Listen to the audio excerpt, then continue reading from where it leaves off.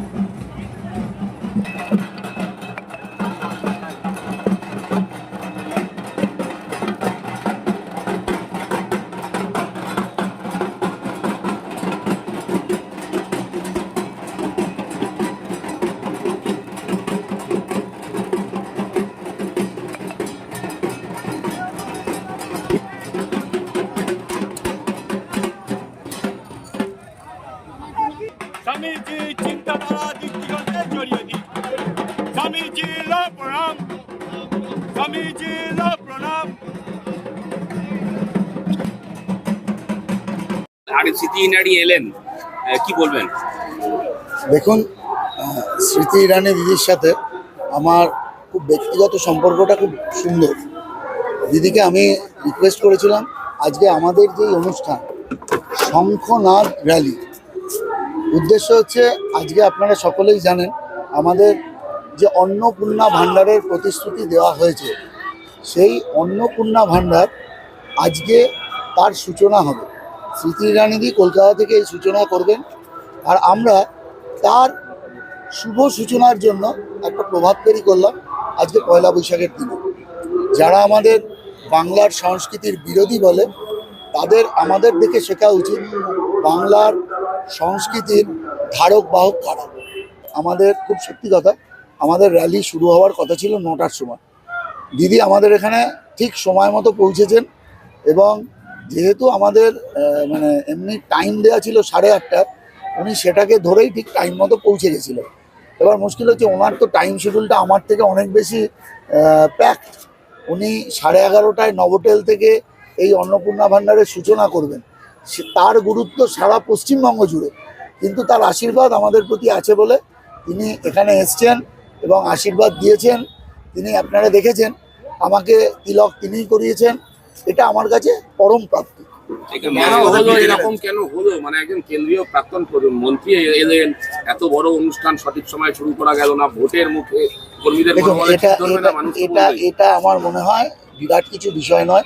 কোনো কার্যক্রমই পশ্চিমবঙ্গে যদি আমরা যে টাইম দেই, কেন আমাদের এই টাইমটা একজন নেতৃত্বের জন্যই করা। এবার যেহেতু আমাদের অনেক সংখ্যক নেতৃত্ব ছিল না যে দীর্ঘক্ষণ চলবে, সে পরে আসবে, এরকম নয়। দিদির শিডিউল ছিল 11:30টায়, কিন্তু আমি মানে আমার ডাকে সাড়া দিয়ে তিনি এবং নেতৃত্ব তার কাছে অনুরোধ রেখেছিলেন, তিনি তার কথা রেখেছেন। দেখুন, আধ ঘন্টা বেশি হাঁটতে হয়, মানে আমাদের সাথে হয়তো তিনি থাকতে পারতেন, তাহলে ওই শিডিউল প্রোগ্রামটা যেখানে আমাদের প্রেস মিট আছে এবং উদ্বোধন আছে, সেখানে তার অনেক দেরি হয়ে যেত। তাই এলেন, জেলা সভাপতি কোথায় গেল? তাকে গেল।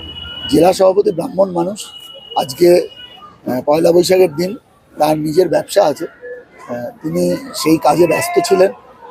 তিনি এখানে এসেছিলেন, আমাদের এই মঞ্চে এসেছিলেন, আমি যেটা শুনেছি, এবং ওখানে তিনি ওই টাইমের জন্যই যেতে পারেননি আর কি। তারও পুজো ছিল, পুজো শেষ করে যেতে যেতে তো আপনারা জানেনই, দিদি 10:30 অবধি আমাদের কাছে সময় ছিল, 10:30টায় দিদি বেরিয়ে গেছে। আদৌ কি একটা মিসকমিউনিকেশন হচ্ছিল? কারণ মঞ্চে এখানে ঘোষণা হচ্ছিল স্মৃতি ইরানি এখানে আসছেন। না, এটা তো কথা ছিল, এটা মিসকমিউনিকেশনের কি আছে? স্মৃতি ইরানির এখানে আসবার কথা ছিল, 10:30টার মধ্যে মিছিল এখানে ঢোকবার কথা ছিল। তো আমরা টাইম ম্যানেজমেন্টে ভুল করেছি, এটা বলে লাভ নেই। কেন, মা বোনদের পয়লা বৈশাখ ডাকা মানে একটা বিরাট ব্যাপার। পয়লা বৈশাখ সবাই আসতে পারে না, সবার বাড়িতেই পুজো আচ্ছা থাকে, কিন্তু তা সত্ত্বেও এত মানুষের, শুধু মহিলাদের এত সংখ্যায় ঢল, আমার মনে হয় আমাদের ভারতীয় জনতা পার্টির ইতিহাসে এরকম একক মহিলা মিছিল আগে এইভাবে সফল হয়েছে বলে আমার জানা নেই। সভাপতি শহরেই থাকেন, তিনি উপস্থিত থাকলেন না। আমি এই এটা একটা বিষয়ে আপনার যা দৃষ্টিভঙ্গি বলার, মনে হচ্ছে না? আমি যা বলার বলেছি। আপনারা মিডিয়া, আপনারা অন্য কিছু খুঁজতেই পারেন, এর পরের যদি কিছু জানতে হয় দয়া করে ওনার কাছ থেকে জানুন। আমি যেটা জানি আমি বললাম। কোথাও হারাবার একটা ইয়ে হচ্ছে বিজেপির মধ্যেই। আমি বলছি এসিড 50,000 ভোটে জিতবো, আপনারা নিশ্চিত থাকুন। আবার 4 তারিখ আমি আপনাদের সাথে মিট করব, এবং আমি যে কথাটা বললাম সে কথাটার উত্তর সেদিন দেবো। ভারত মাতা কি সংবিধান জিন্দাবাদ, সংবিধান জিন্দাবাদ, সংবিধান জিন্দাবাদ, সংবিধান জিন্দাবাদ, সংবিধান জিন্দাবাদ, সংবিধান জিন্দাবাদ, সংবিধান জিন্দাবাদ, সংবিধান জিন্দাবাদ, সংবিধান জিন্দাবাদ, সংবিধান জিন্দাবাদ, সংবিধান জিন্দাবাদ, সংবিধান জিন্দাবাদ। 29শে এপ্রিল সকাল সকাল সকলে মিলে আমাদের চুচুড়ার বিধানসভার ভূমিপুত্র সকলে প্রিয় দাদা সুবীর দাকে পদ্ম ফুল চিহ্নে ভোট দিয়ে সুবীর দাকে বিপুল ভোটে জয়যুক্ত করুন। সুবীর দাকে বিপুল ভোটে জয়যুক্ত করুন। সুবীর দাস জিন্দাবাদ, সুবীর দাস জিন্দাবাদ, সুবীর দাস জিন্দাবাদ। ভারত মাতা কি। আজকে এই শুভ নববর্ষের শুভক্ষণে আমরা যে সমস্ত মহিলারা আজকে এখানে এসে উপস্থিত হয়েছেন সকলকে আমরা আবারও শুভ নববর্ষের প্রীতি শুভেচ্ছা অভিনন্দন জানাচ্ছি। এত রোদের মধ্যেও সকলে কষ্ট করে এসেছেন, সকলে ভালো থাকবেন। এই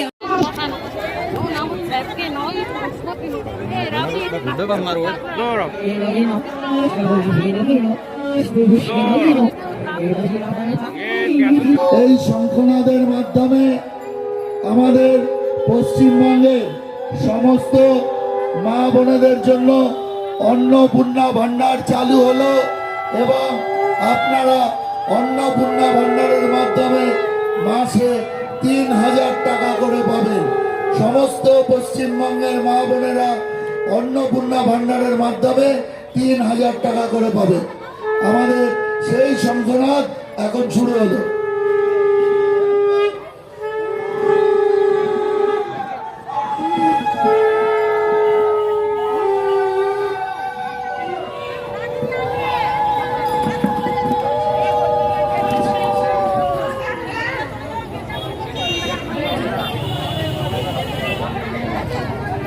মাননীয়া স্মৃতি ইরানির আজকে চুঁচুড়ায় আসার আগে হুগলি জেলা বিজেপি সভাপতি গৌতম চ্যাটার্জির সঙ্গে কথা বলে নেওয়া উচিত ছিল, কারণ গত 12 তারিখ জেলা তৃণমূল কংগ্রেসের নেতৃত্বে এই চুঁচুড়োতে একটা ভূমিকম্প হয়েছে এবং সেই ভূমিকম্পে বিজেপি কতটা ক্ষতিগ্রস্ত হয়েছে সেটা জানা দরকার ছিল।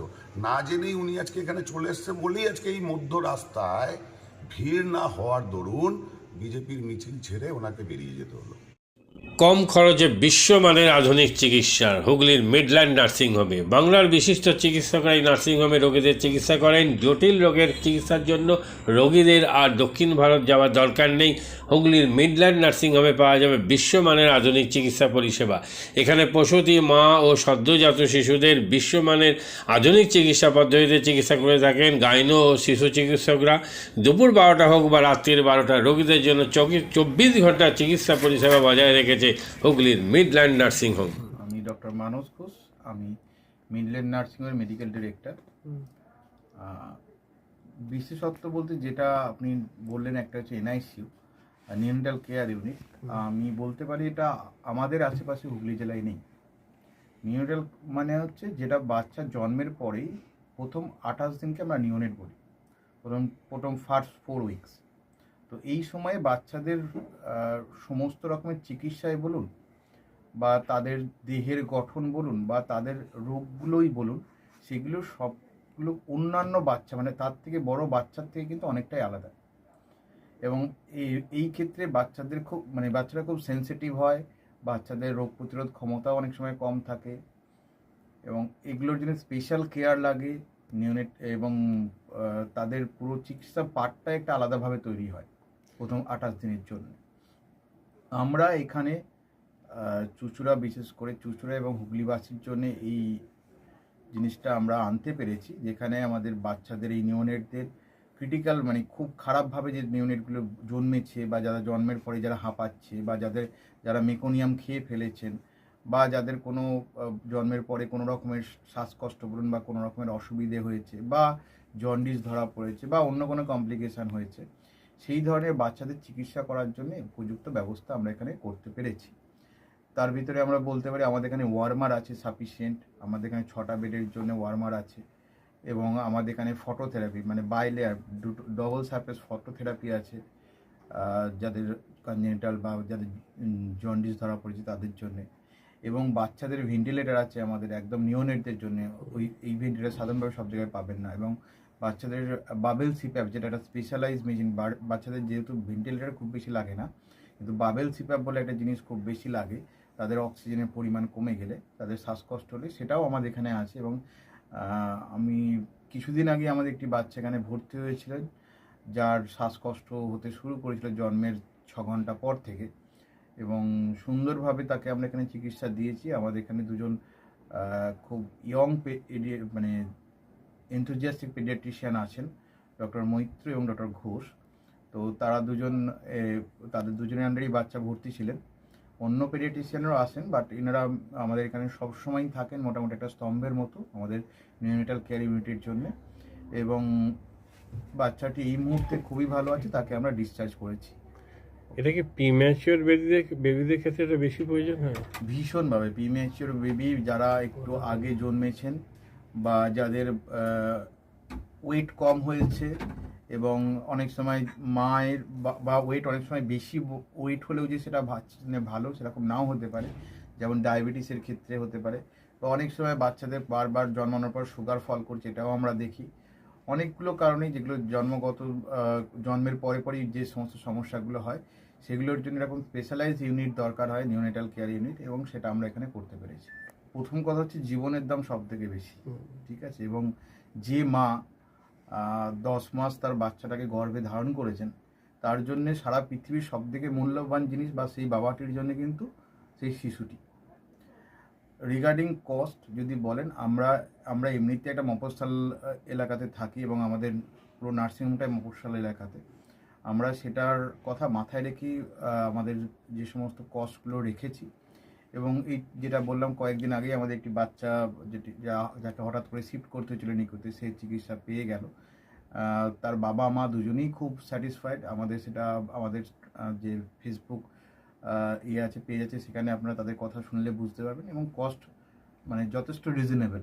আমি একেবারে কম বেশি এরকম বলবো না, আমি বলবো রিজনেবল। আমাদের মফস্বলের জন্য যেটা হওয়া উচিত সেই রকমই করা আছে। নাম বলুন। আপনার কি বাচ্চা আছে? কতদিন অ্যাডমিট ছিলেন এখানে? 4 দিন, আজকে নিয়ে 5 দিন ডিসচার্জ নিয়ে 5 দিন। কোন ডাক্তারের অ্যাডমিট মানে আন্ডারে হয়েছে? কৌশিক ব্যানার্জি। আর বাচ্চাকে কে দেখছিল? শুভদীপ মিত্র, ডক্টর শুভদীপ মিত্র। বাচ্চার কি হয়েছিল? শ্বাসকষ্ট ছিল, আপনার স্যাচুয়েশন পাচ্ছিল না, ফটোথেরাপি দিতে হলো। এটার জন্য শ্বাসকষ্টের জন্য কি করতে হয়েছিল? ভেন্টিলেশন দিতে হয়েছিল। প্রথম সকাল থেকে তো এমনি নর্মাল অক্সিজেন চলছিল, রাতের দিক থেকে আবার ভেন্টিলেশন দিতে হয়েছিল। এখন কেমন আছে বাচ্চা? এখন ভালো আছে, একদম সুস্থ। একদম। মা কেমন আছে? মা ভালো আছে। আচ্ছা, আজ বাড়ি যাচ্ছেন তো? হ্যাঁ। Thank you. হুগলির কোদালিয়ায় জাতীয় যুব কম্পিউটার সাক্ষরতা মিশন স্কুল পড়ুয়াদের পাশাপাশি তরুণ প্রজন্মের কাজে স্বনির্ভর হওয়ার জন্য বিশ্বমানের কম্পিউটার প্রশিক্ষণ কেন্দ্র। এখানে ক্লাস 3 থেকে ইঞ্জিনিয়ারিংয়ের কম্পিউটার কোর্স পর্যন্ত প্রশিক্ষণ দেওয়া হয়। এই হুগলির কোদালিয়া জাতীয় যুব কম্পিউটার সাক্ষরতা মিশন প্রশিক্ষণ কেন্দ্র থেকে কম্পিউটারে প্রশিক্ষণ নিয়ে দেশে বিদেশে অনেক ছাত্রছাত্রী আজ প্রতিষ্ঠিত। স্বল্প ফিতে ছাত্রছাত্রীদের বিশ্বমানের কম্পিউটার প্রশিক্ষণ দিয়ে এই কেন্দ্র এক বেঞ্জি দৃষ্টান্ত সৃষ্টি করেছে। বন্ধন নিউজে ক্যামেরায় ধরা পড়ল সেই দৃশ্য। নমস্কার, জাতীয় যুব কম্পিউটার সাক্ষরতা মিশন কোদালিয়া, আগে জুনিয়র ফ্যাকাল্টি। এখানে ক্লাস 3 থেকে ইঞ্জিনিয়ারিং অবধি সমস্ত রকম কোর্স করানো হয় এবং তার সাথে সাথে প্রফেশনাল কোর্স যেমন C, Java, power BI, Tally, GST, web development, app development, power BI etcetera সব রকমের কোর্স করানো হয়, কম্পিউটার কোর্স করানো হয়। এখানে ইংলিশ মিডিয়াম এবং বাংলা মিডিয়ামের দু রকম স্টুডেন্টদেরই সব রকম কোর্স করানো হয়।